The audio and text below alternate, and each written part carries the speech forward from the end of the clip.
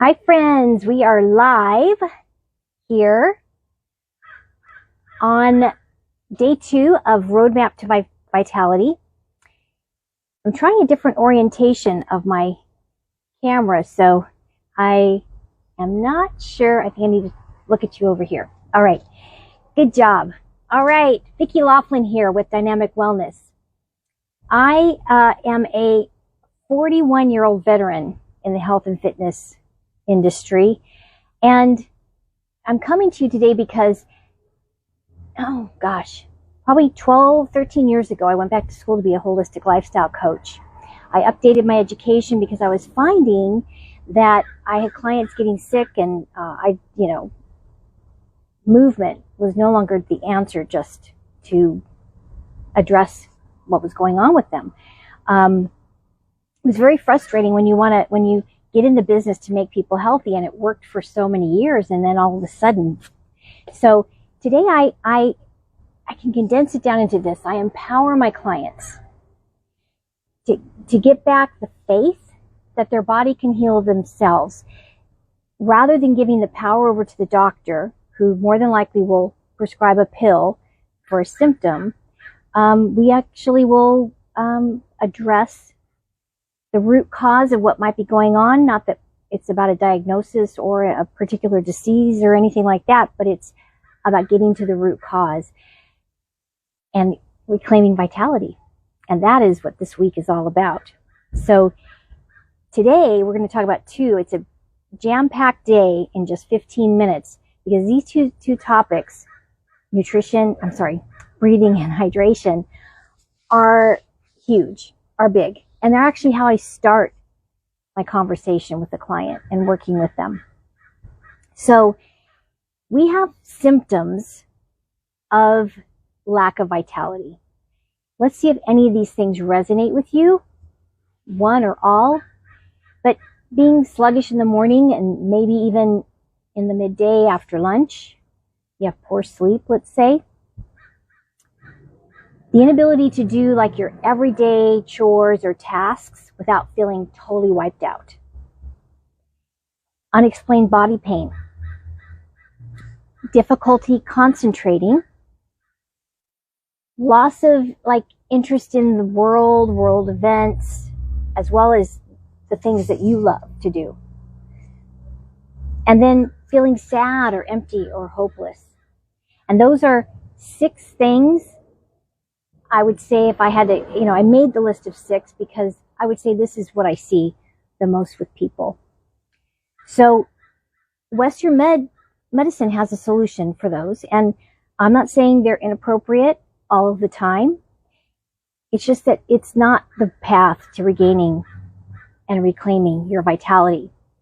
So let's go back through that list. Feeling sluggish in the morning, midday, having trouble sleeping. Well, there's a pill for that. We all know what that is, right? The inability to do everyday tasks without feeling wiped out. Believe it or not, Ritalin can be prescribed for that. I have a new client I'm working with, and she presents with a condition that has diminished her vitality greatly. And we're working on all of these things to get it back. But believe it or not, she was prescribed Ritalin for her midday slump, to get her over the slump.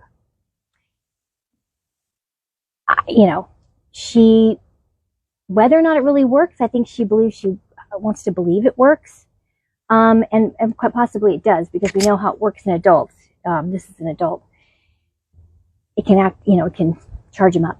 So unexplained body pain. Well, we know there's Advil for that, right? We've all taken Advil for body pain, whether explained or unexplained. And then the last 3, you're concentrating your moods, feeling sad, empty, hopeless, not wanting to do the things you love anymore. There are mood altering drugs for that, for sure.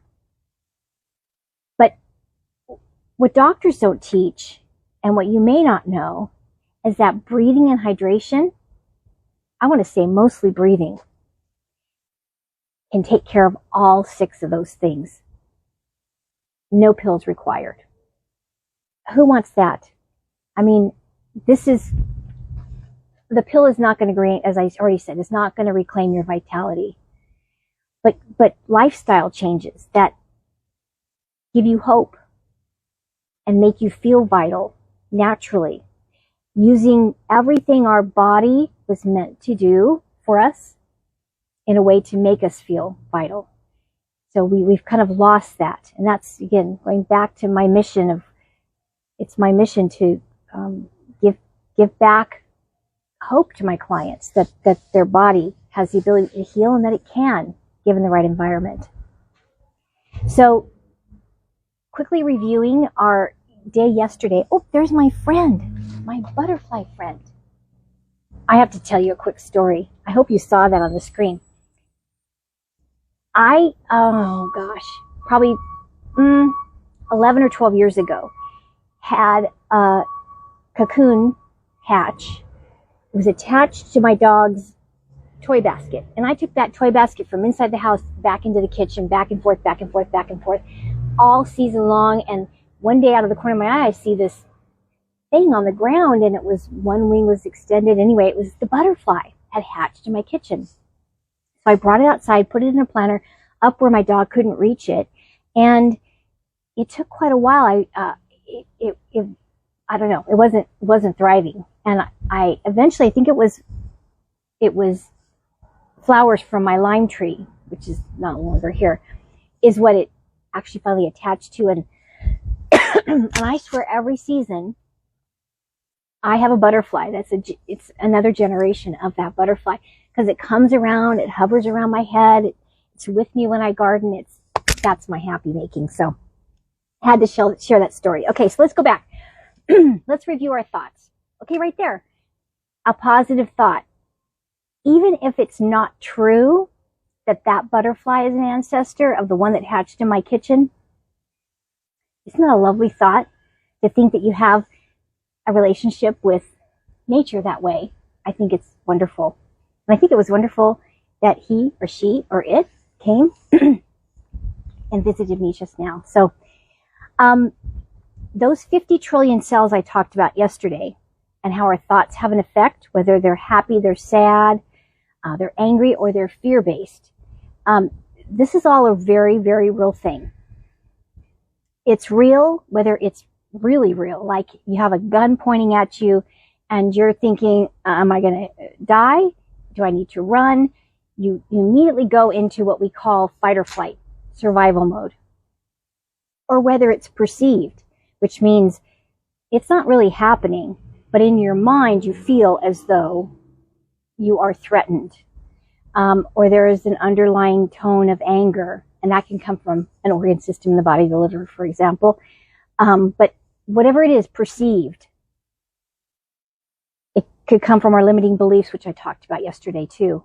Anyway, all of that keeps us in a state of stress, and that's not where we want to live all day long. It will not get us sleeping better. It will not get us digesting our food, recovering from injury, pain in the body, things like that. So let's relate that now to breath. Breath is, I teach it number one. Now, I taught you guys thoughts yesterday because I wanted you to intertwine the thought thing. And if you haven't seen the video from yesterday, go and check it out. It's in my feed.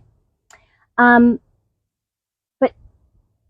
I wanted that to be kind of intertwined in everything else I tell you this week. And so breathing is actually the first thing I teach, because literally we cannot live but seconds without breath. Now, there are some pretty skilled people who can dive underwater and hold their breath for, I think, up to 3 minutes. But we know what happens. We lose brain function when we don't get oxygen to the brain, and we literally can't live but seconds without breath. The interesting thing about breath is it's controlled by our autonomic nervous system, which is the same as our heart. Our heart beats without us telling it. We breathe without us telling it. But it can also be controlled by our central nervous system, which is how our muscles function. We tell them what to, it comes from the spine. We send messages out, and our body functions. So when you have a spinal injury, that's where you can, sometimes it may be temporary or forever. An injury to the spine can make you paralyzed or lose function of your muscles. but we have control also over our breath. It's not just that it's automatically happening, but we also have control over it. And why that's a beautiful thing is that that is how we can control the stress level in our body. So with my new orientation, you can't quite see, but the rock balance, imagine today we're talking about breathing and hydration. That's a rock from each side of that balance. My little friend's back. That represents the balance. I teach them together because they're the first and second most priority, biologically priority in our body. So when we relate back thoughts to our breath, how we can relate this is, let's look at posture. Breathing, for one, proper breath versus faulty breathing can improve posture. But positive thoughts can do the same thing versus negative thoughts. And so what happened first, the chicken or the egg? Our negative thoughts made us have bad posture, which made us have faulty breathing, or we had bad posture for no other reason than we had a job that put us that way. We were in that position for 8 hours a day, and that created faulty breathing patterns. It kind of doesn't matter because both can be corrected. And when you correct one, it usually benefits the other.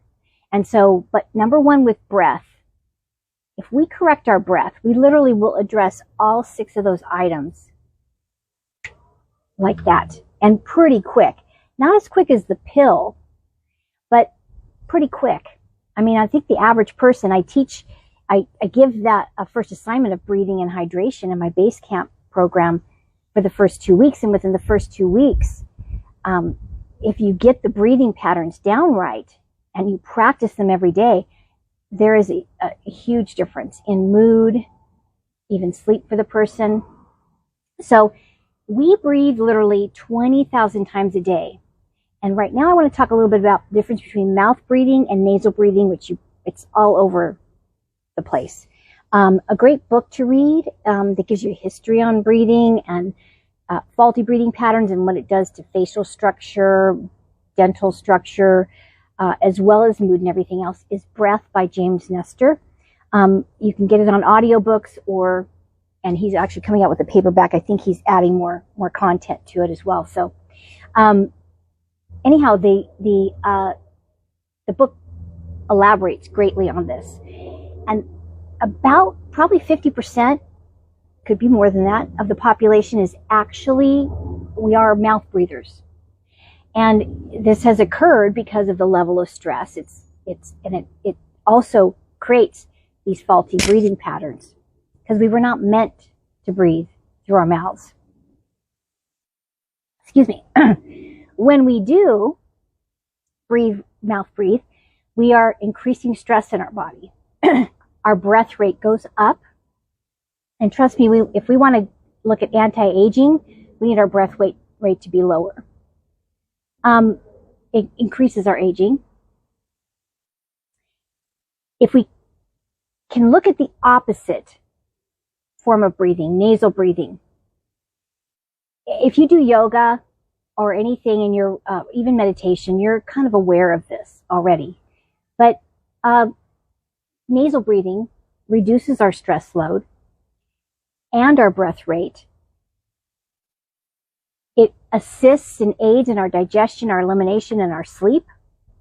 And while it's more difficult for most people to do, because when you breathe in through your nose, you close your mouth and breathe in through your nose, there's more resistance. But that's where the very benefit comes from. And again, James Nestor, do more research on that. But just know that if you can close your mouth and start breathing through your nose, in and out through the nose, you're going to benefit a lot with your stress load and your stress level. And I'll talk briefly on diaphragmatic breathing versus chest breathing. Again, go to Dr. Google and do a little more research, but diaphragmatic breathing, abdominal breathing, yogic breathing, those are all the same thing.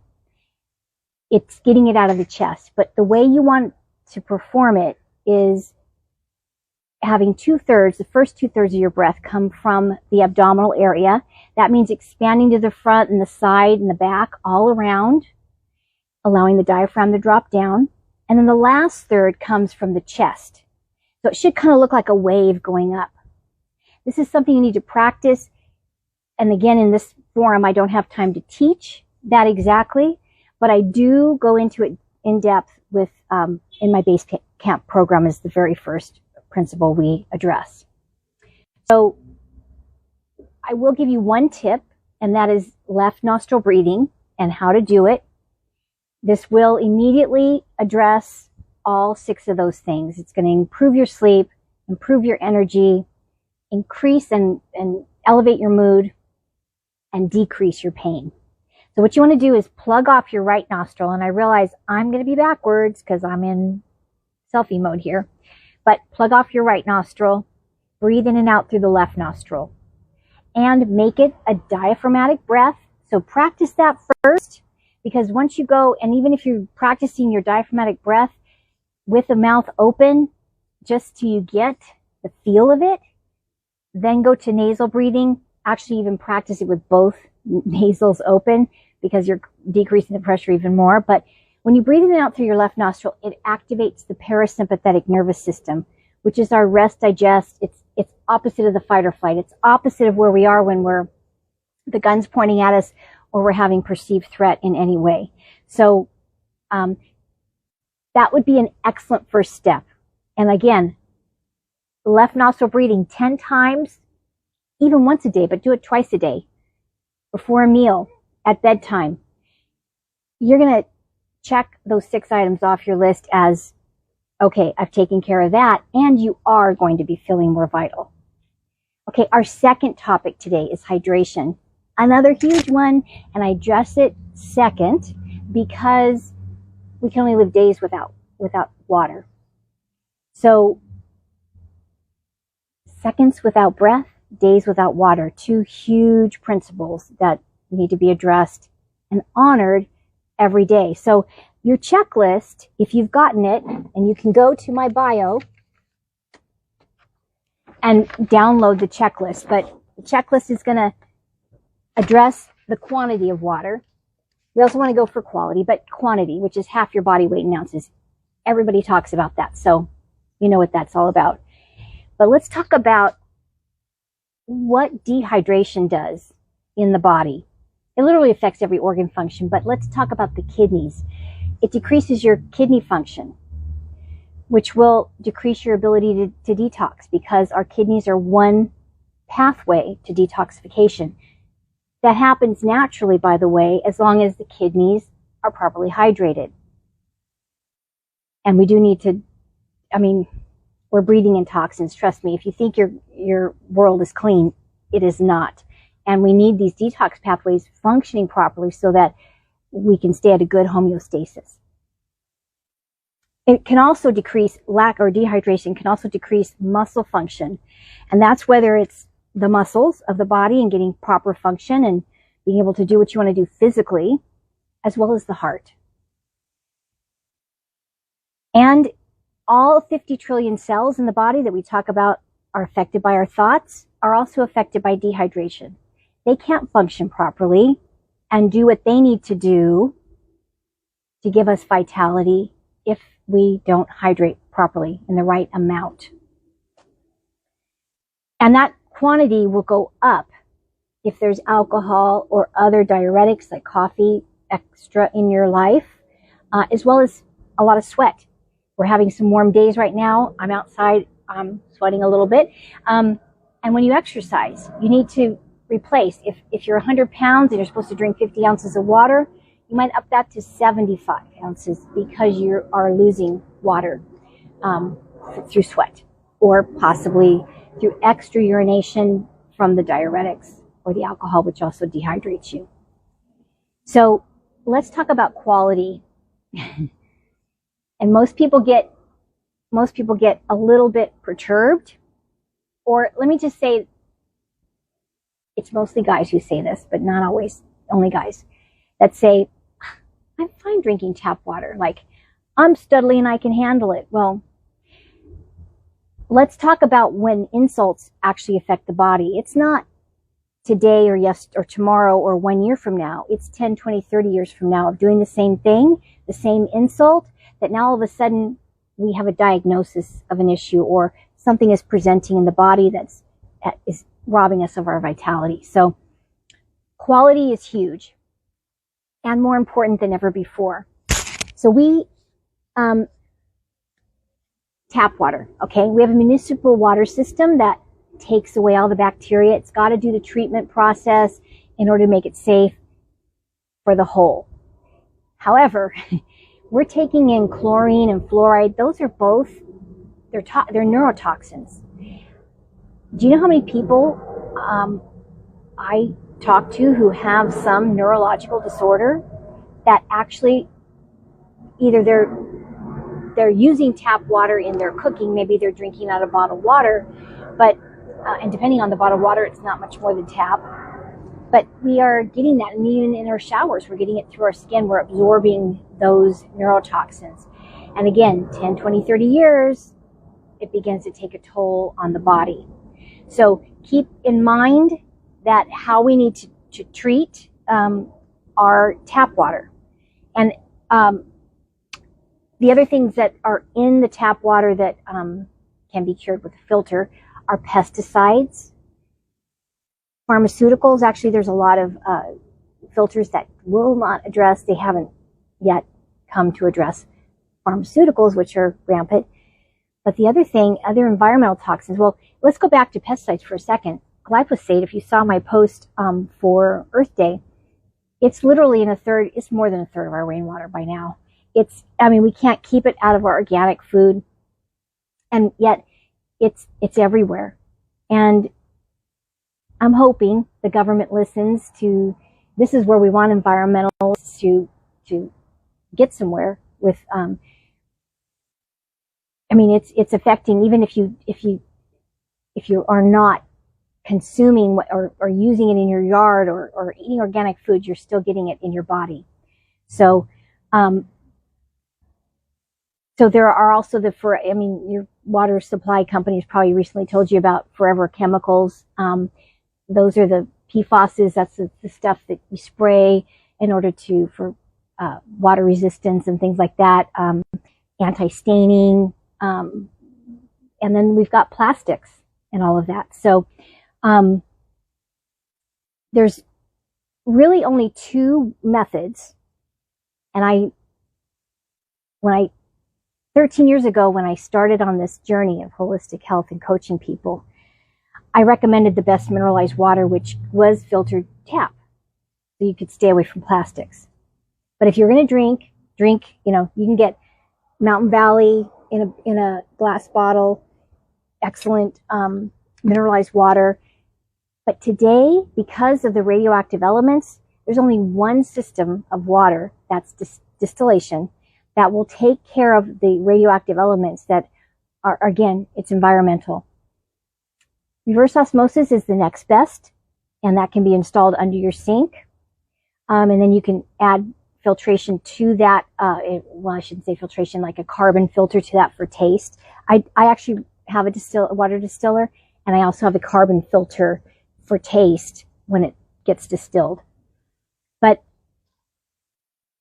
minimum for somebody would be to put a water filtration system either on their whole house or at the sink, so that you're at least washing your food with filtered water and use that as your drinking water.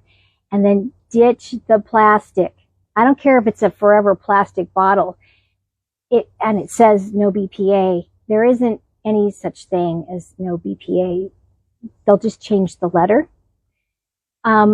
It's just a matter of, we need to get plastics out of our environment, period. It's good for the environment. It's for us. They are hormone disruptors, endocrine disruptors, somewhat neurotoxins.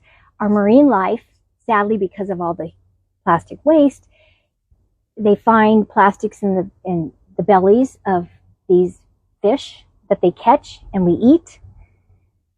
We're not eating the intestines, but that has affected that fish and the vitality of that fish. And one of the reasons we eat the best quality food is we don't want an animal who's been mistreated and has high stress levels and hormone levels, stress hormone levels, and we go to eat that animal. There is an effect on us.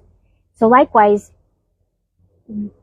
reducing the plastics not only will help you as a human, but it will help the environment. Get a great stainless steel bottle, distill or reverse osmosis or filter your water. Stop buying water in stores. That's the way we stop the plastic. If we stop buying, there won't be a need. We'll have to stop producing. And I don't care if they say it's recycled plastic. Okay, bravo, Crystal Geyser, for doing that. But there's still, I mean, most of those water bottles land in the ocean, in the gutter, in our landfills. It's affecting the environment as well. So, but this is about you as a human and giving you the best vitality. You will not gain vitality by drinking out of a plastic water bottle. I get it's not going to happen overnight, but transition that way. Start buying glass, and if you can install a reverse osmosis or buy a water distiller, you can fill up your glass and reuse it, or fill up your stainless steel. All right, go to my bio and get your roadmap to vitality checklist. We checked off 1 and 2 today, and the 6th one yesterday. And tomorrow we're going to talk about sleep. Sleep was the #1 thing on here, my lack of vitality list I started with today. So you're going to learn more about that tomorrow. All right. Thanks for joining in. Have a great day. Bye-bye.